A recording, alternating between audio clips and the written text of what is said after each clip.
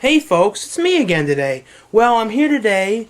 I know I just added up my DVD collection video, but my DVD collection update, but a YouTube user, it's me double G06, requested that I make a video showing my top favorite movies. And some of them are not even on DVD yet because they have yet to come out, but I picked some of my favorites, and some of them I counted the sequels to them as the movies as well, because if you don't count them, it's like almost like you're not considering them a movie on their own when they are.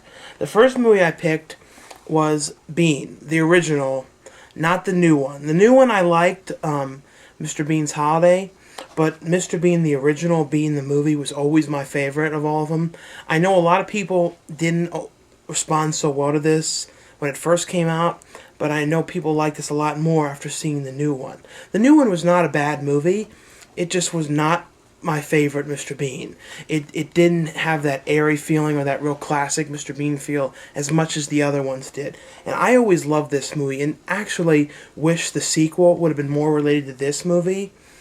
Maybe that family came to Europe with Mr. Bean or something like that. I like Mr. Bean when he's in his natural environment, which is Europe. I think he's best there. And I heard that the newest one is going to be the last, which is kind of a shame because I would like to see more with Mr. Bean. I like that character.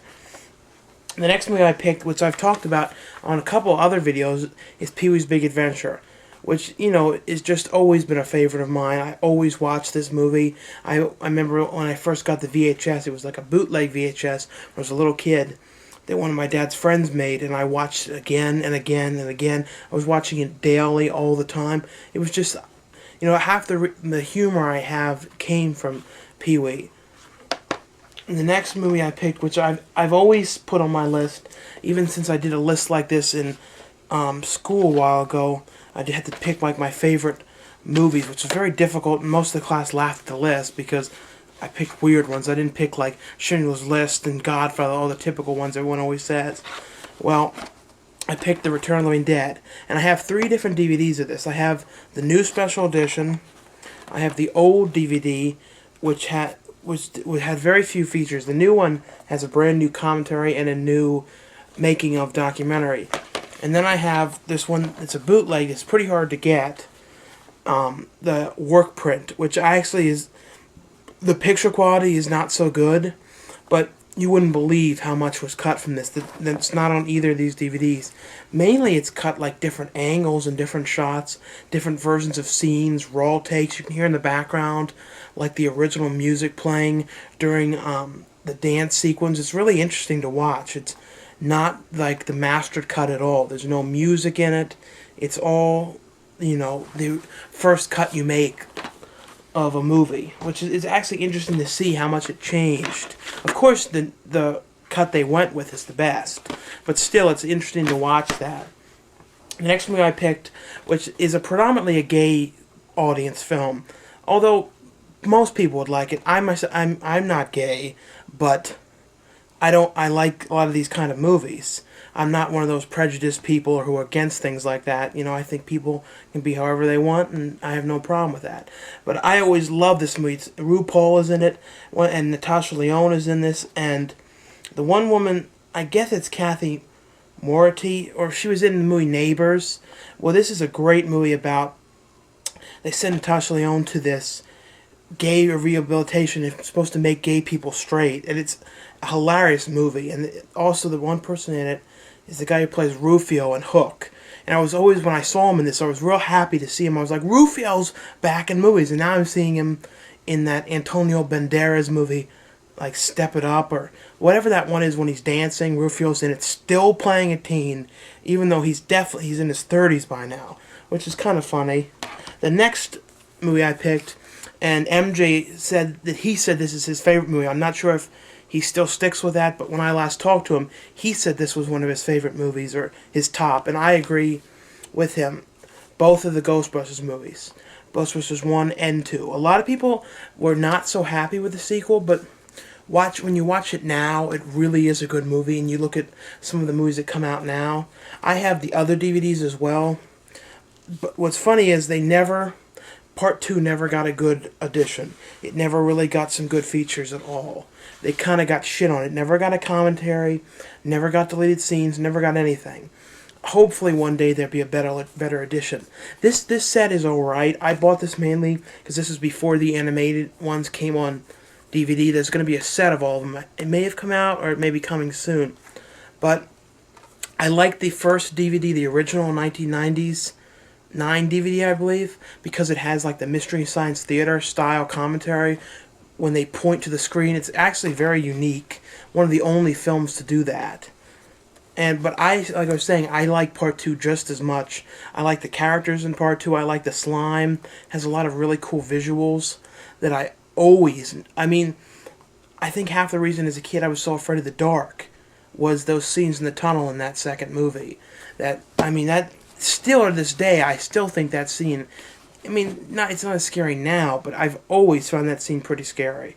Next movie is a worst list movie, but I like it. I like watching it, and I consider our favorite movie something that I can watch again and again, never get tired of.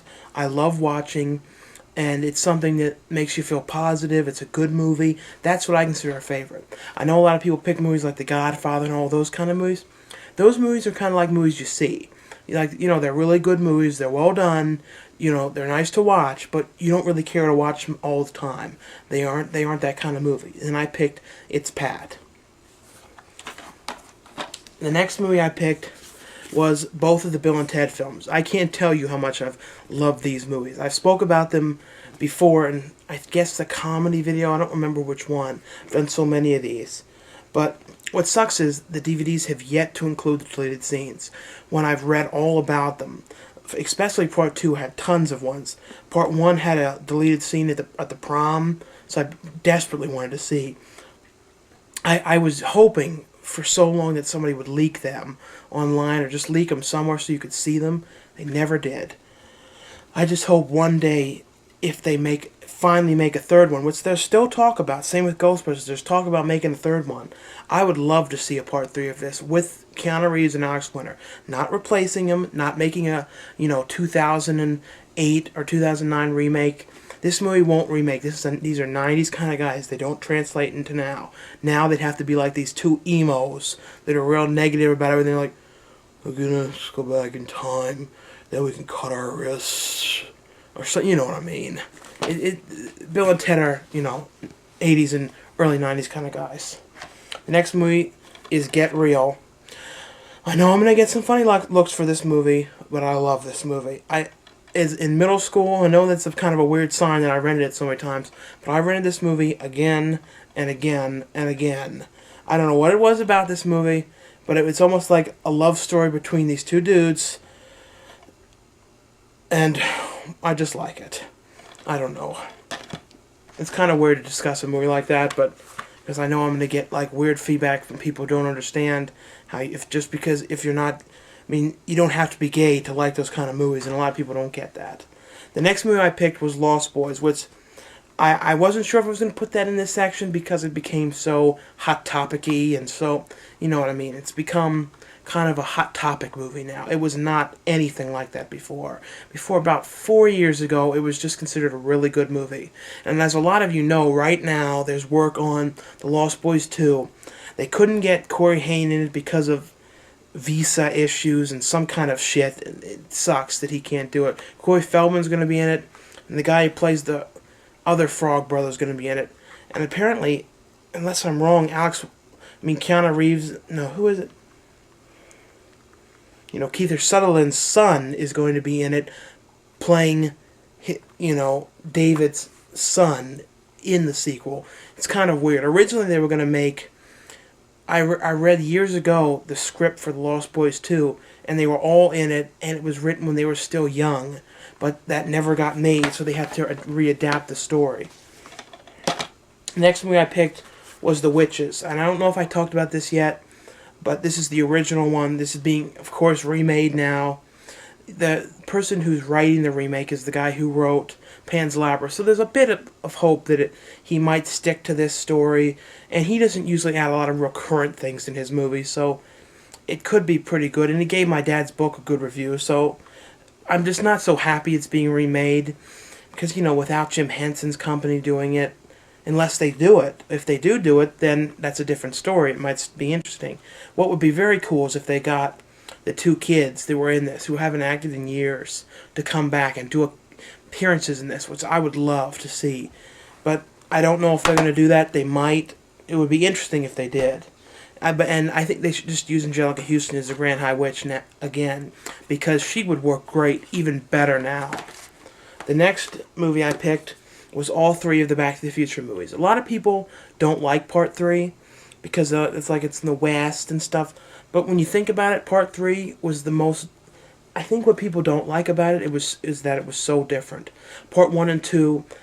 Part 1 was relatively serious, but a lot of comedy. Part 2 was like the future and a lot of real silly jokes and like, falling down and silly jokes. But then Part 3 became like an Old West film, like a real straight-laced, like a love story between Doc Brown and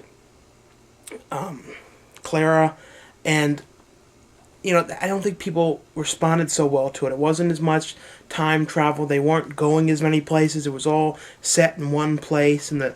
But I liked that movie. I've always liked all three of them, so that's why I picked that. The next movie I picked was Problem Child, and I picked both of them. I know a lot of people hate these movies. I always liked them. As a kid, sometimes I kind of acted like a butt like this. There's one video of me if you want to see a kid video. I think it's a kid print video of me. Just search for it on here. But I was a bit of a butt, a butt, back when I was a little kid. I can be a butt now sometimes, but, it was a real butt. And I would have done well if they made, like, Problem Child 3 or something like that. If you see the video, you know what I'm talking about. I was a smart ass. But I always liked these movies. Both of the people from this were going to be in a movie. The girl from the Part 2 and Junior were apparently going to be in something. I saw them on Internet Movie Database, and then I looked. They were gone, so I don't know what happened with that. And then the next movie I picked was Uncle Buck. And, I like talking about this movie, and I thought more and more about how much, like, my favorite John Candy movie, and it really is this one. This is the funniest of all of them. This is the best comedy of all of them. Hopefully one day John Hughes will come back. I mean, I know me saying how much I like this isn't going to get him to come back, but I mean, if he would just make one more movie, just direct one more movie, set it in the 80s. I know he likes the 80s, I like the 80s.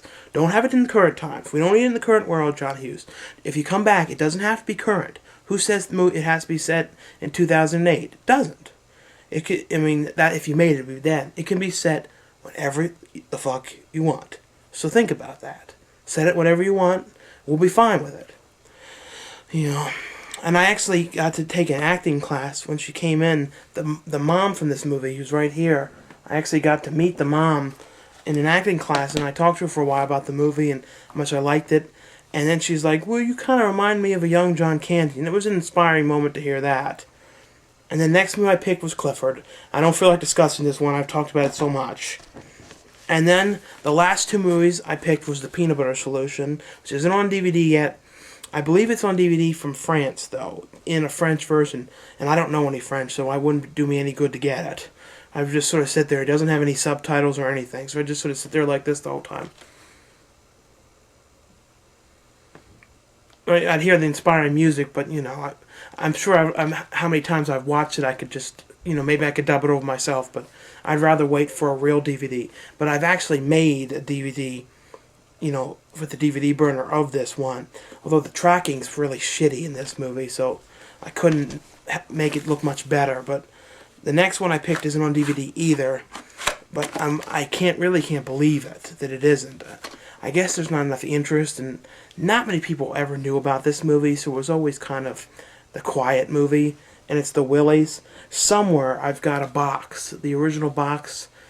I bought a couple versions. I bought the Blockbuster one, then I bought a real tape, and then I made my own DVD. So I must have either gotten rid of the tape or lost it somewhere, because I have the DVD I made.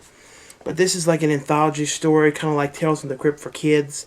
Sean Austin was actually in this, and he made reference to the Goonies, which was pretty funny. The last thing I picked, which isn't part of this list, but it's one of my favorite things, but I wouldn't say it's one of my favorite movies to include in this list because it's so cheesy and weird, but I just wanted to show it. I picked My Pet Monster, the live-action movie. And, you know, this is like the greatest 80s cover. When you look at this, I mean, if something would come out like this nowadays, I'd be really happy. And this is like got that old tape thing on the bottom. You take it like this. And remember this? This is the old-ass Blockbuster Be Kind Rewind thing. This was the old one they used to use. They don't use any of this now since there's no rewinding. This is the old tape. Look, see that? This is a real old tape. It's from 1986. And luckily enough, it works, but barely. It makes all these noises when you watch it. Luckily enough, I got made a DVD of it, but when you watch the tape, it's like... It's really fucked up. It's probably been watched by every kid in the... I mean, hundreds and hundreds of kids had probably rented this. But I got the tape sometime in, like, 2000 or something. It was $5, which was... And it had a 30-day guarantee, and I've kept it for, like, I don't know how many years since, so... Well, hope you guys like this update. I mean, not an update, video of my favorites. Look at it, some dust over there, so I'm having, like, gotta dust that away. Anyway, thanks for watching. Look forward to hearing what you think and suggestions for other videos you'd like me to do. And check back on Friday at night for my I Am Legend movie review with the spoof that we did with Don and Murph, which turned out excellent.